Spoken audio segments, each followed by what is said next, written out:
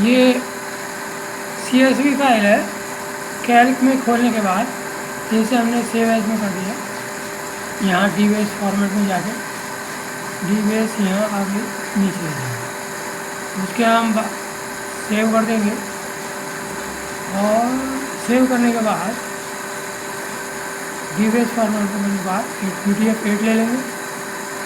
अब ये सेव हो जाएगी, तो अब हम उसको डाटाबेस जो लिब्रे का है, बेस कहलाता है, उसमें हम इसको ओपन कर लेंगे। तो CSV फाइल हमारी डाटाबेस के अंदर चली जाएगी। हमें कॉपी पेस्ट या एंट्री करने की आगे की ज़रूरत नहीं पड़ेगी।